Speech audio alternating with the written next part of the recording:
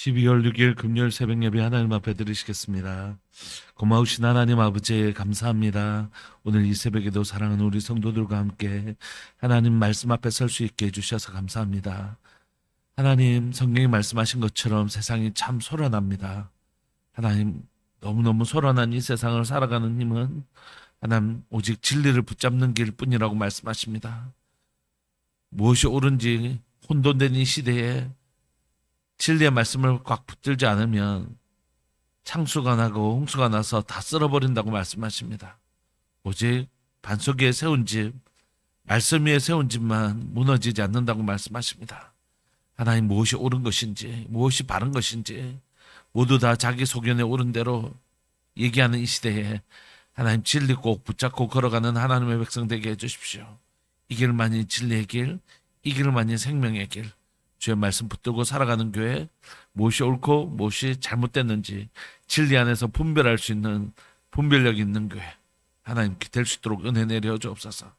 사랑 우리 성도들 한 사람 한 사람을 예수님의 보혈로 보호하시고 그 빛으로 보호하여 주시고 거룩한 불로 보호하여 주셔서 시대 가운데 하나님의 사람으로 보존되어지는 은혜가 주님 우리 삶들 가운데 있게 하여 주옵소서. 주님 우리를 긍휼히 여겨 주옵소서. 사랑하는 예수님의 이름으로 감사하며 기도합니다. 아멘. 우리 찬송가 499장 함께 찬양 들으시겠습니다. 찬송가 499장입니다.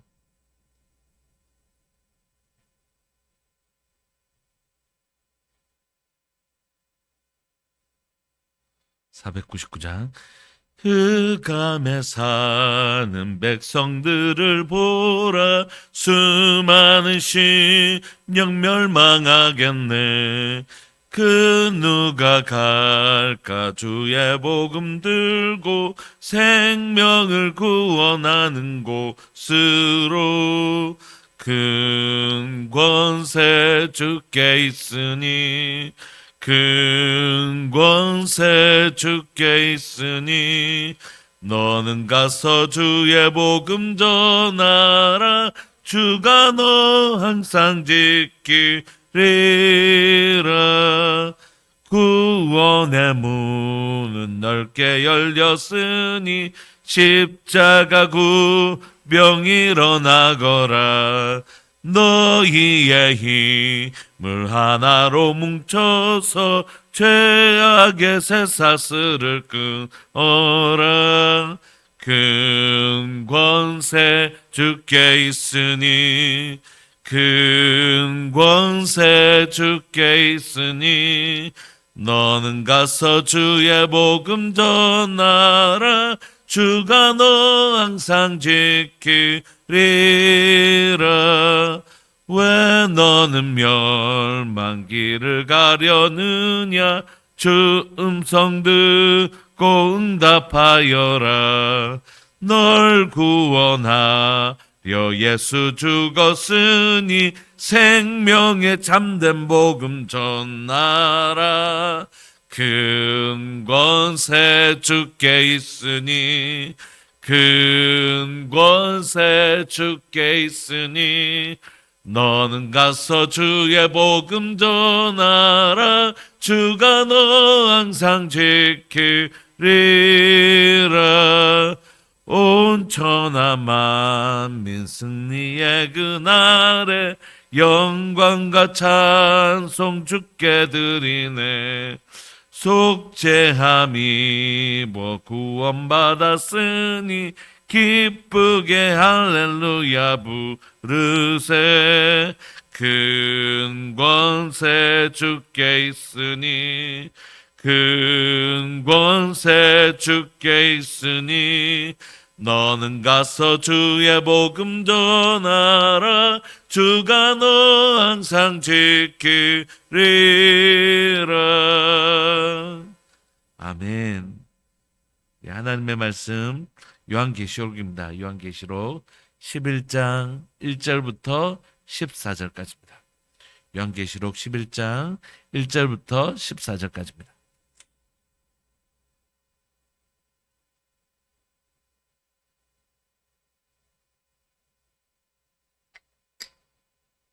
합독하실까요? 요한계시록 11장 1절부터 14절까지 시작.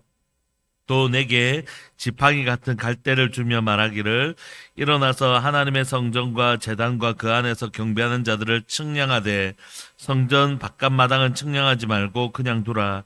이것은 이방인에게 주었은즉 그들이 거룩한 성을 42달 동안 짓밟으리라.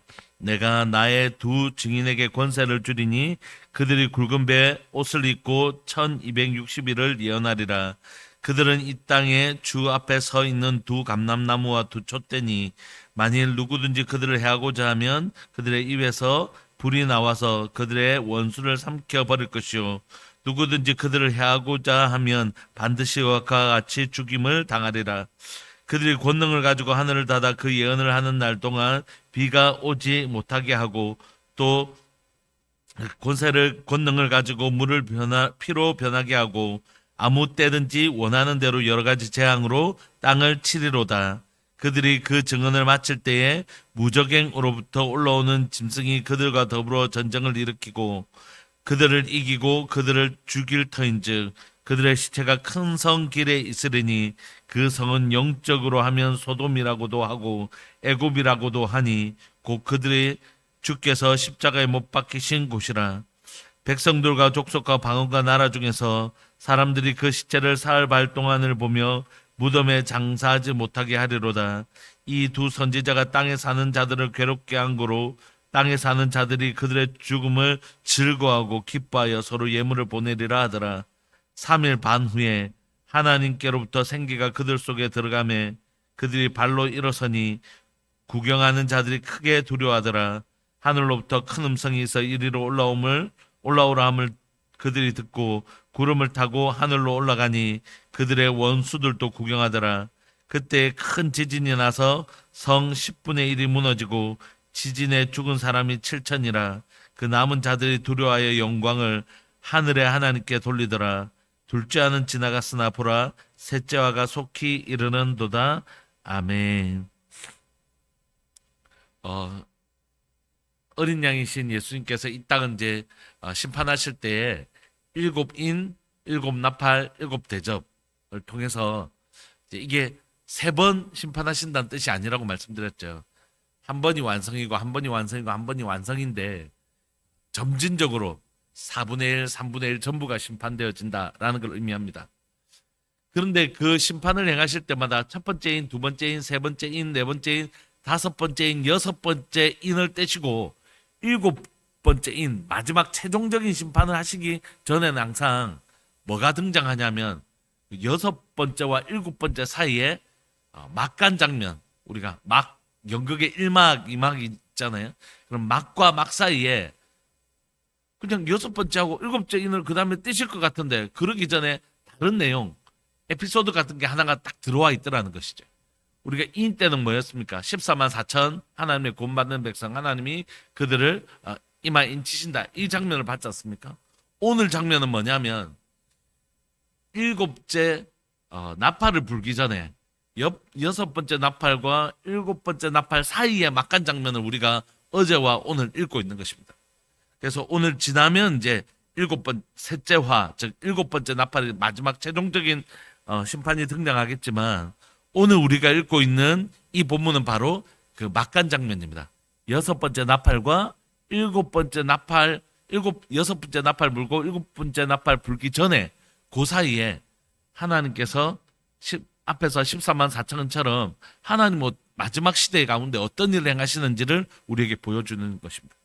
그래서 1절 한번 보시면 또 내게 지팡이 같은 갈대를 좀 말하기를 일어나라. 뭐 하라고 하시냐면 지팡이 같은 갈대를 주셔서 뭐라고 명령하시냐면 하나님의 성전과 제단과 그 안에서 경배하는 자들을 측량하라 이렇게 얘기하세요. 근데 막대기를 주셔서 측량하라고 말씀하시는 게 있고 여기는 측량하지 마 이렇게 하시는 게 있어요. 2절 보시면 성전 바깥마당은 측량하지 말고 그냥 둬 이렇게. 근데 측량하는 것과 측량하지 않는 것이 있대요. 그럼 이게 무슨 의미일까요? 어떤 것은 측량하고 어떤 것은 측량하지 말아요. 근데 측량하지 않는 것을 보면 이게 측량이 이런 뜻이겠구나 알 수 있습니다. 성전 바깥마당은 측량하지 말고 그대로 둬라. 이것은 이방인에게 주었은즉 그들이 거룩한 성을 42달 동안 짓밟으리라. 그러니까 성전 마당은 측량하지 말라고 했는데 측량하지 않은 것은 이방인에게 주어서 이방인들이 짓밟도록 그냥 하나님께서 내버려 두신다는 뜻이죠.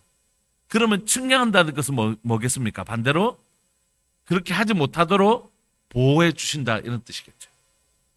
그러면 여러분, 이 요한계시록을 쓸 때는 성전이 없잖아요.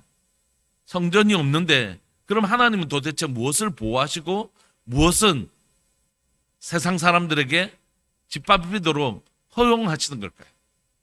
그건 이런 것입니다. 이제 우리가 전체적인 문맥으로 볼 때 예수님의 초림으로부터 재림의 사이를 우리가 앞으로 등장하는 1260일, 그 다음에 이런 표현들이 다 어디를 가리키냐면 42달, 이런 표현들은 다 똑같은 표현이잖아요. 날짜를 계산하면. 이건 다 다니엘서를 기준으로 나오는 것인데 이건 다 예수님의 초림과 재림의 기간들을 의미하는 단어들이거든요. 그래서 예수님의 초림과 재림 사이에 지금 일어날 일들이지 않습니까? 근데 그 기간 동안 하나님은 무엇을 보호하시고 무엇은 내버려 두신대요. 성전과 제단과 그 안에 경배하는 자들은 측량하되, 다시 말하면 보호해 주시되, 성전 바깥마당은 측량하지 말고 내버려 두신답니다. 그래서 42달 동안 짓밟도록 내버려 두신대요. 그러면 이건 하나님 앞에 열심히 예배하는 사람들은 보호하시고 이 성전 바깥마당을 밟고 가는 사람들은 보호 안 하시나, 이런 의미보다는 이건 뭐냐면 초림부터 재림 사이에 있는 교회들을 하나님 보호하신다는 것이. 어떻게 해요? 하나님께서 그 영혼으로 보호하신다는 것이. 저때 사단이 이 영혼의 신앙을 빼앗아가거나 영원한 생명을 빼앗아가지 못하도록 지키신다는 것이. 그렇지만 때로는 우리도 예수님을 열심히 믿는 우리도 뭐는 받을 수 있다고요? 박해는 받을 수 있다고. 육체의 박해는 받을 수 있지만 하나님께서 그 영혼이 절대 신앙을 버리지 못하도록, 그렇게 하지 못하도록 지키신다는 것이. 마치 예수님이 베드로에게 시험이 올 때 밤새도록 베드로를 위하여 기도하시잖아요. 내가 너를 위해서 기도했다. 그런 것처럼 이 땅을 초림부터 재림을 살아가는 교회가 핍박을 받을 수 있어요. 세상으로부터 어려움을 받을 수 있습니다. 그러나 이 교회를 누가 보호하고 계시다고요? 하나님이 보호하고 계시고, 사단이 함부로 교회와 성도들을 이렇게 핍박할 수 있지 않고, 하나님께서 딱 여기 이상은 안 돼 라고 하나님께서 딱 보호해 주신다는 것이 그 부분. 그래서 하나님께서 때로는 우리 교회가 이 기간 동안 예수님의 초림과 재림 사이에 교회가 핍박을 받을 수 있지만, 그러나 그 영혼을 절대 빼앗을 수 없도록, 바깥마당은 밟을 수 있지만 여기는 손댈 수 없어. 육체는 괴롭힐 수 있지만 그의 영혼은 절대 손댈 수 없어 라고 하나님께서 분명히 선을 그어 주신다는 것입니다. 3절에 보시면 내가 나의 두 증인에게 권세를 주리니, 나의 두 증인 역시 누구를 가리키냐면 초림과 재림 사이에 있는 교회를 의미합니다. 그들이 굵은 베옷을 입고 1260일을 예언할 것입니다. 교회가 하는 일은 뭐냐면 예수님과 초림과 재림 사이에 예언하는 일, 즉 복음을 전하는 일을 할 것이라는 것이. 그들은 이 땅의 주 안에 있는 두 감람나무와 두 촛대라고 얘기하시는데, 이 두 감람나무와 두 촛대는 어디 나오는 것입니까? 오늘 여기에 보는 이 두 감람나무 또 두 촛대는, 두라는 단어 자체가 우리가 잘 아는 것처럼 이건 증인의 숫자를 말하는 것이고, 이건 스가랴서를 배경으로 하고 있는 것입니다. 두 감람나무는 여러분들 아시는 것처럼 여호수아와 총독 스룹바벨, 대제사장 여호수아와 총독 스룹바벨을 가리키는 단어였는데, 이는 교회의 제사장적 역할 또는 왕적 역할을 가리키는 것이죠. 그리고 요 두 촛대인데, 두 촛대는 우리 요한계시록 1장에서 두 촛대는 누구를 가리킨다 했죠? 두 촛대를 거니시는 예수님이, 그 촛대 사이를 거니시는 예수님이 등장하는데, 이 촛대는 바로 교회를 가리킨다라고 요한계시록 우리에게 설명해 주지 않습니까? 그러므로 우리가 오늘 살펴보는 것처럼 이 두 증인을 두 감람나무와 두 촛대로 비유하고 있는데, 이건 바로 교회를 말하는 것입니다. 교회는 1260일 동안 그러니까 예수님의 초림과 재림 사이에 뭐 하는 사람들이냐면 생명의 복음을 전하는 사람, 예언하는 사람, 하나님의 말씀을 전할 거예요. 그 전하는 동안 뭐가 있을 수 있다고요? 핍박이 있을 수 있지만 그 영혼은 누구도 손댈 수 없는 것입니다. 복음을 전하는 동안 교회가 핍박을 받을까요? 안 받을까요? 받습니다. 교회는 지금까지 예수님이 십자가에 죽으시고 부활하신 다음에 이 땅에 교회가 세워진 다음에 지금까지 교회는 핍박을 받아왔습니다. 오늘도 교회는 여전히 핍박 가운데 있어요. 여러 모양으로 교회가 핍박 가운데 들어갈 것이고, 성경은 우리에게 뭐라고 말씀하시냐면 우리가 살아가는 앞으로의 세상은 종말에 가까우면 가까울수록 우리 교회를 향한 핍박은 훨씬 더 심해질 것이다, 이렇게 비관적으로 얘기하죠. 보라, 어둠이 땅을 덮을 것이며 캄캄함이 만민을 가리운다. 이게 성경의 시각이에요. 그러나 여호와께서 내 위에 임하실 것이고 그 영광이 내 위에 나타날 것이다. 그러니까 그 어두운 시대를 이길 수 있도록 하나님 우리에게 더 크고 힘있게 우리를 붙들어 주실 것이다. 절대 너희들의 영혼들을 손댈 수 없도록 내가 이까지는 절대 너희들을 손대면 안 돼 라고 하나님이 보호하심이 있는 것이에요. 그러나 이 기간 동안 우리는 어떤 사명을 감당해야 되냐면 복음을 전하고 하나님의 한 사람 한 사람들을 마지막 심판이 오기 전에 하나님의 사람으로 굳건하게 세우는 일을 계속해 나가야 되는 것이에요. 이 두 증인의 사명은, 교회 사명은 바로 그런 것입니다. 영혼 구원하여 제자 삼아야 되는 것이죠. 그런데 이 두 증인에게는 뭐가 있냐면 첫 번째 권세가 있습니다. 권능이 있습니다. 5절 보시면 만일 누구든지 그들을 행하고자 하면, 교회를 행하고자 하면 그들의 입에서 불이 나와서 그들의 원수를 삼켜버릴 것이요. 그러니까 이 두 증인은 권능과 권세가 있습니다. 하나님께서 사도행전으로부터 교회가 출발할 때에 교회에게 권세와 권능을 주셨습니다. 핍박도 있었지만, 교회를 향한 핍박도 있었지만 그 핍박을 능히 이기고 복음을 전하는 일을 승리하게 하셨습니다. 그리고 주님은 마침내 교회를 통하여 물이 바다를 덮은 것 같이 여호와의 영광을 인정하는 것이 온 땅에 가득하게 하시는 일을 반드시 성공하실 것입니다. 그때 하나님은 권능을 주십니다. 성령이 너에게 임하시면 너희가 권능을 받아 예루살렘과 온 유대와 사마리아 땅끝까지 복음 전하게 하시는 그 놀라운 사명을 감당하게 하시는 것이죠. 그래서 그들을 해하고자 하면 하나님께서 이 교회를 보호하신다는 것이, 그들의 입에서 불이 나와서 그들의 원수를 삼켜버릴 것이요 누구든지 그들을 해하고자 하면 반드시 그와 같이 죽임을 당하리라. 하나님께서 교회를 보호하십니다. 6절에 그들이 권능을 가지고 하늘을 닫아 그 예언하는 날 동안 비가 오지 못하게 하고, 또 권능을 가지고 물을 피로 변하게 하고 아무 때든지 원하는 대로 여러 가지 재앙으로 땅을 치리라. 여러분 6절에 보시면 구약의 두 인물이 등장합니다. 권능을 가지고 물을 피로 변하게 하는 사람 모세죠. 그 다음에 하늘을 닫아 그 예언을 하는 날 동안 비가 오지 못하게 한 사람 엘리야입니다. 그러니까 6절에는 모세와 엘리야를 가리키는데, 여러분 모세와 엘리야는 뭘 가리키냐면, 모세는 율법서를 쓴 사람이잖아요. 엘리야는 선지자를 가리킵니다. 율법과 선지자를 가리키는 것인데, 율법과 선지자는 뭘 가리키냐면 구약 성경을 의미하는 것입니다. 그러니까 이 사람들은 지금 말씀의 권능을 가지고 있는 것이죠. 세상이 가지고 있는 막 신기한 능력이 아니라 말씀의 권능이요. 그가 말씀을 전하면 이 말씀이 불이 되어서 그 영혼들을 변화시키고 악한 것들에게 영적 전쟁 가운데 말씀을 하는 영적 전쟁을 승리하고, 이런 모습을 말씀의 권능을 가지고 있는 것을 보여줍니다. 그러니까 이 증인들은 그냥 증인이잖아요. 예수님이 어떠신 분인지 증인이잖아요. 그러니까 예수님이 이러신 분이십니다라고 하는 말의 전쟁을 하는 사람입니다. 말의 권능을 가지고 있는 사람입니다. 그 말로 사람들에게 복음을 전하는 사람들이죠. 그래서 7절에 이렇게 사역하는 동안, 이렇게 교회가 예수님의 초림과 재림 사이에 복음을 전하고 영혼들을 구원하는 동안, 7절에 보시면 그들의 증언을 어떻게 할 때예요? 마칠 때예요. 교회가 이 사명을 감당할 때예요. 물이 바다를 덮은 것 같이 여호와의 영광을 인정하는 것이 가득하고 온 땅 가운데 우리가 복음을 충만하게 전했을 때예요. 그때 일곱 나팔, 최종적 심판이 일어나기 전에 일어날 일들을 기록하고 있는 것입니다. 7절.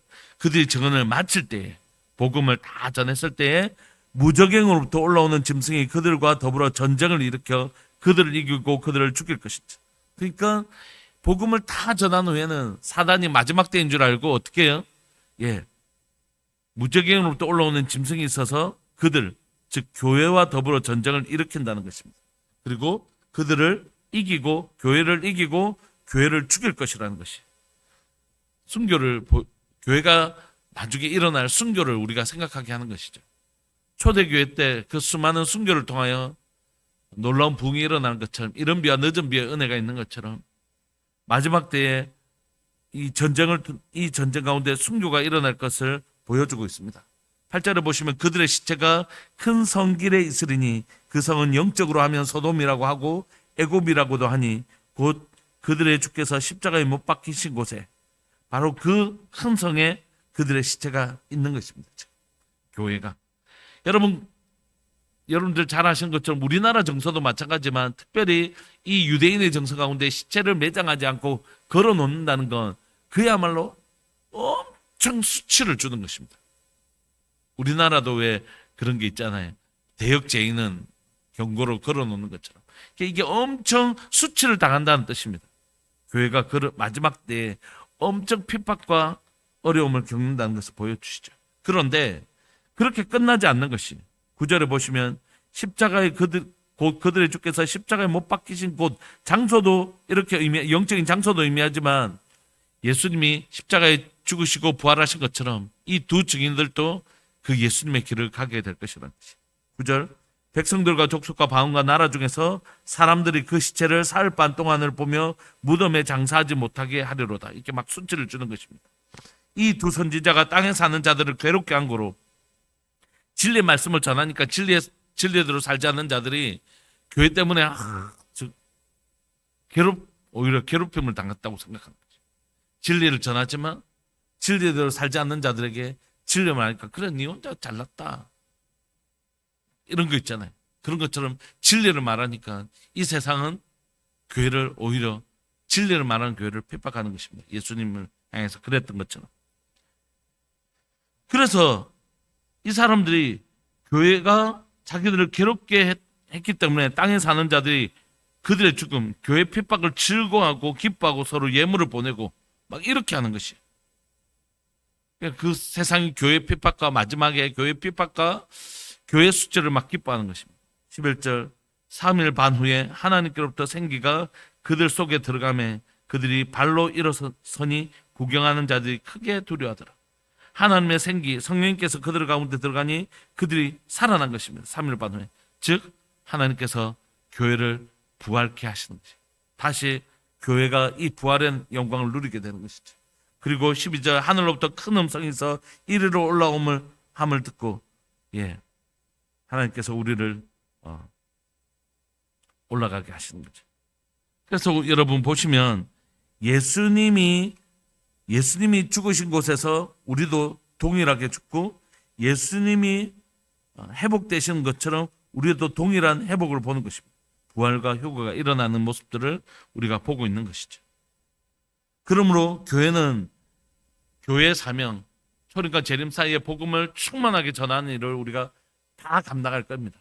그리고 복음이 편만하게 됐을 때에 마지막에 교회는 굉장한 어려움들과 핍박을 당하겠지만 그러나 주님이 우리를 다시 살리시고 부활하시고 승천하셨던 예수님처럼 우리를 하늘로 올라가게 될 것이. 그들의 원수들도 구경하게 될 것입니다. 그리고 그들은 두려워하게 됩니다. 13절 그때에 큰 지진이 나서 성 10분의 1이 무너지고 지진에 죽은 사람이 7천이라.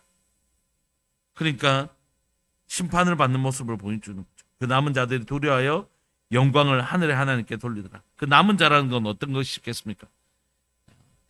이걸 보면서 회개하며 돌아온 사람들이 있다는 것이. 그리고 그들이 두려워서 하나님 앞에 영광을 돌리는 것입니다. 그러나 여러분, 이건 6번째 나팔과 7번째 나팔 사이에 일어나는 일들이고 이제 이 일이 지나면 7번째 나팔이 불어서 최종적인 심판이 임한다는 것입니다.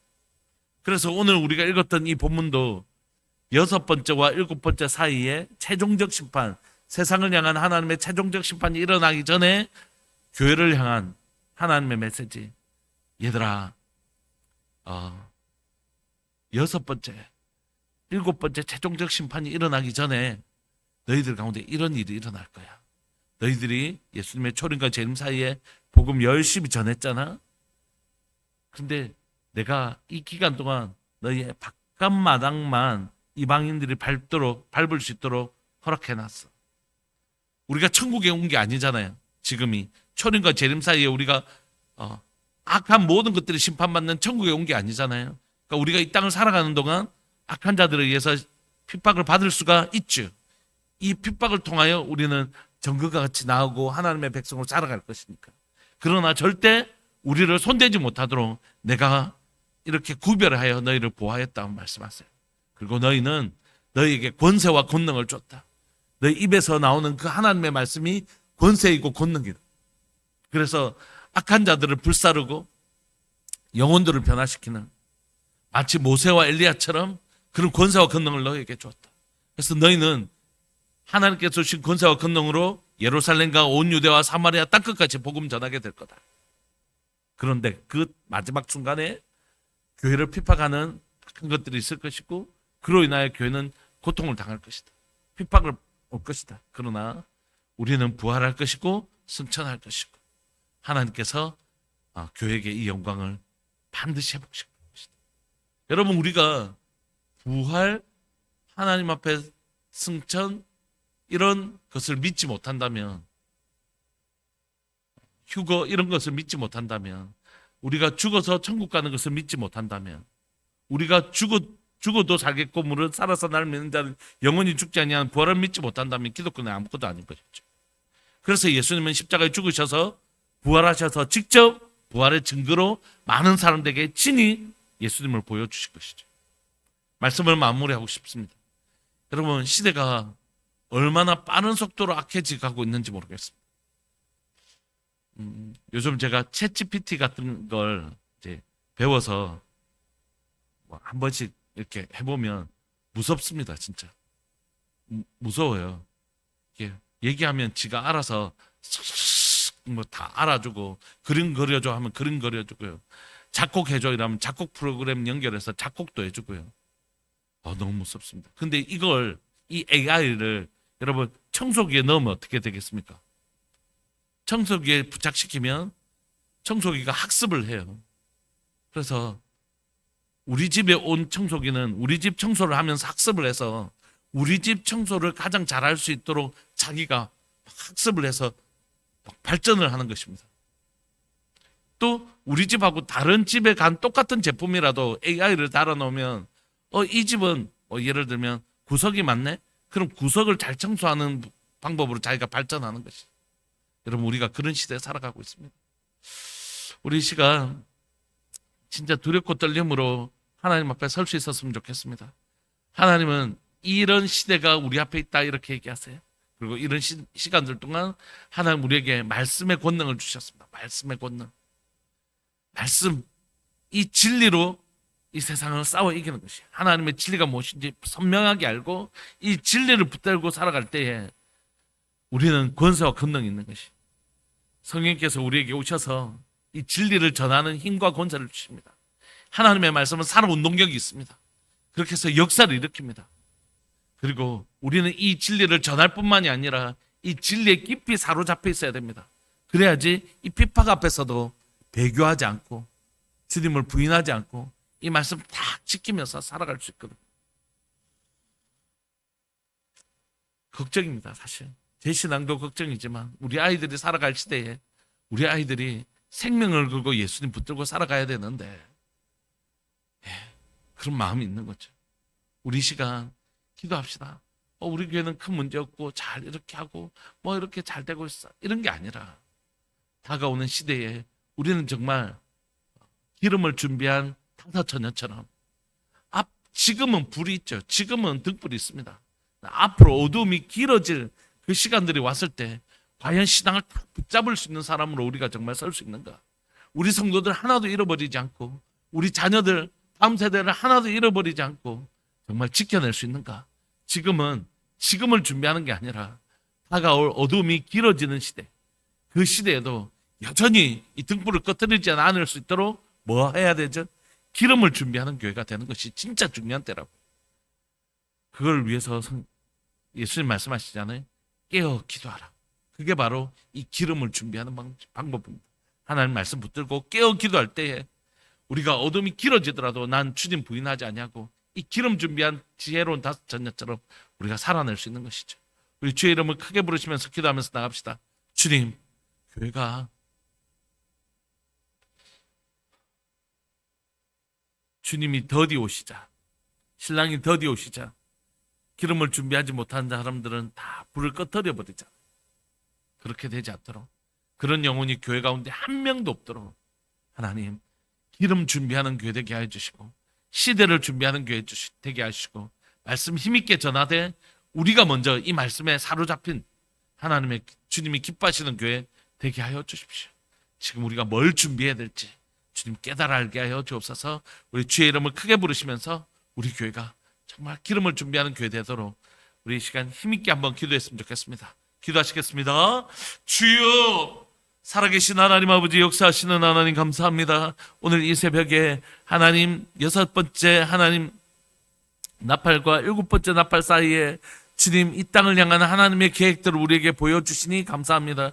교회가 하나님이여 허락하신 42달 동안 1260일 동안 하나님의 말씀을 힘있게 전할 것입니다. 예, 주님, 교회가 주님의 초림부터 재림까지 하나님의 복음을 땅끝까지 힘있게 전하게 하실 것입니다. 주님께서 우리의 입술에 이 말씀의 권능을 주셨음을 고백합니다. 모세와 같이 하나님이여 엘리야와 같이 하나님이여 애굽의 시대에 또 아합의 시대에 그 어두운 시대에 하나님의 복음을 힘있게 전하는 하나님의 사람으로 그들을 사용하셨던 것처럼 오늘날 교회 가운데 이 말씀의 권능을 주시고 하나님 입술의 권세를 주시고 하나님의 복음을 온 땅 가운데 힘있게 전할 그 권세를 교회 가운데 주셨음을 믿고 고백합니다. 사랑하는 우리들 교회가 이 복음 전하는 교회 되게 해주십시오. 사랑하는 교회가 생명의 복음을 전하는 교회 되게 하여 주옵소서. 이 땅 가운데 있는 하나님의 수많은 하나님의 사람들에게 생명의 복음 전하여 영혼 구원하여 제자 삼는 교회 될 수 있도록 주님 도와주옵소서. 죽어가는 한 영혼을 살려내는 교회 되게 하여 주시고 그 죽어가는 영혼들을 건져내는 교회 될 수 있도록 주님 은혜 내려 주시기를 소망합니다. 하나님, 우리가 앞으로 살아가야 될 시간은 훨씬 더 어두운 시대라고 성경이 말합니다. 신랑이 드디어 오시는 것을 보고 밤이 길어진다고 말씀하십니다. 그때 하나님이 그 어두워져가는 그 길어진 밤을 지켜낼 수 있도록 기름 준비한 교회 되게 하여 주시고 복음을 전할 뿐만이 아니라 복음에 사로잡힌 교회 되게 하여 주시고 복음을 전하여 다른 영혼들에게 복음을 전하는 교회가 될 뿐만이 아니라 우리가 믿는 복음이 얼마나 확실한지 하나님 복음에 사로잡혀 사는 교회 될 수 있도록 주님 도와주셔서 사랑 우리들 교회 모든 성도들이 하나님의 기름 준비한 교회 되게 하여 주시고 우리 모든 하나님의 성도들이 하나님 기름 준비하여 하나님의 주님 이 어두운 시간들이 길어질 때에 하나님의 등불 꺼트리는 자가 하나도 없도록 주님 은혜 내려주시고 다음 세대들 가운데 은혜 내려주시기를 소망합니다. 우리 자녀 세대들, 우리 손주들에게 하나님의 복음이 하나님의 선명하게 하나님의 우리 아이들 가운데 세워질 수 있도록 주님 은혜 내려주시기를 간절히 바라고 소망합니다. 주님, 하나님 다가올 시간들을 준비할 줄 아는 지혜로운 다섯 처녀처럼 그 지혜로운 다섯 처녀처럼 다가올 시간들을 준비하는 복된 교회 되게 하여 주시고 사랑하는 교회 가운데 깨어 기도하는 사람들이 일어나게 하여 주옵소서. 기도 용사들이 일어나게 하여 주옵소서. 깨어 기도하라고 말씀하시는 주의 음성을 듣게 하여 주시고 주님 절대 잠자는 자가 많은 교회 되지 아니하게 하여 주시고 우리가 서로가 서로를 깨워서 기도하는 기름을 준비하는 지혜로운 교회, 지혜로운 성도 되게 하여 주옵소서. 주님, 지혜로운 부모 되게 해주시고 지혜로운 우리 성도 되게 해주셔서 주님, 정말 지금은 깨어 기도해야 될 때인 것을 고백합니다. 주님, 이 새벽을 깨우는 기도 용사들이 많이 일어날 수 있도록 주님, 사랑교회를 은혜 내려 주옵소서. 기도하는 사람이 일어날 수 있도록 깨어 기도한 자들이 일어날 수 있도록 주님 은혜 내려 주옵소서. 사랑하는 예수님의 이름으로 감사하며 기도합니다. 우리 기도하시면서 하나님께서 우리를 진리로 붙들어 주시고 기름을 채워 주시고 우리로 어떻게 살아가는 것이 참된 방법인지 가르쳐 주시는 지혜로운 다섯 처녀 되시기를 우리 간절히 바라고 소망합니다. 우리 함께 기도하시겠습니다.